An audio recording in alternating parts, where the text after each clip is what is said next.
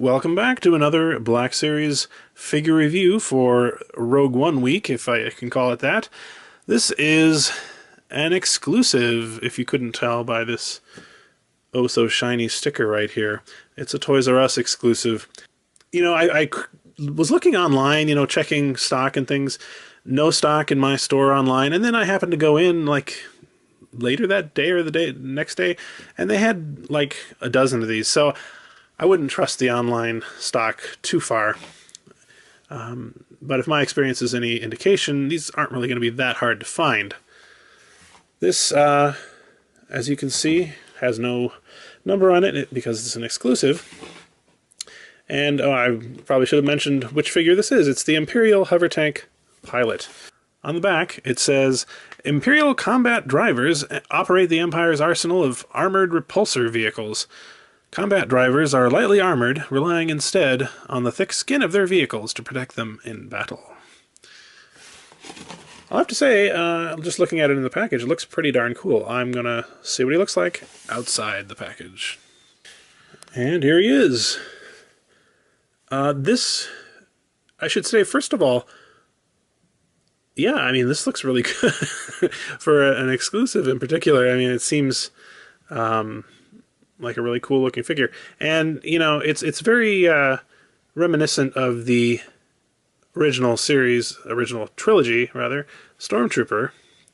We can get him out here and have a little comparison. You can definitely see a lot of influence there. Now, interestingly, this is this part here is sort of his crotch and thigh area. Seems to be completely unarmored. He's just wearing pants, which I guess is part of what they're referring to on the box there. But he does have sort of armored, I don't know, I guess you call these boots, but it seems to be armor. Very similar to the Stormtrooper armor. And he's got sort of chest plate and armor here that's extremely similar to the Stormtrooper. The head, the helmet, definitely inspired by the Stormtrooper, I would say.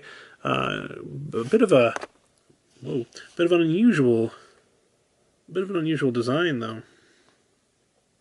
It's got this sort of visor, I guess. I like it, actually. Although it looks like you'd have trouble seeing out of this thing. I don't know.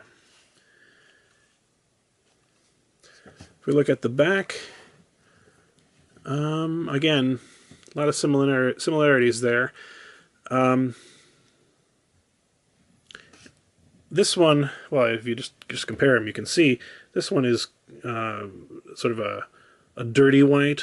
It looks like it's weathered, I assume, unless it's just supposed to be a different color white, like a sort of a clay almost or something. Whereas this one, of course, is a pure white. Otherwise, paint looks good. Articulation seems solid. Legs don't even look too ugly like some of the other figures I've seen. So this one looks like a winner for sure if you can find him. I actually prefer this to the Death Trooper figure, frankly. This guy seems almost more scary than the Death Trooper, but we'll see. I don't even know what a hovertank looks like, to be honest with you. I haven't looked into that, but I'm kind of intrigued now. That's about all I have to say about him. Thanks for watching this Rogue One figure review.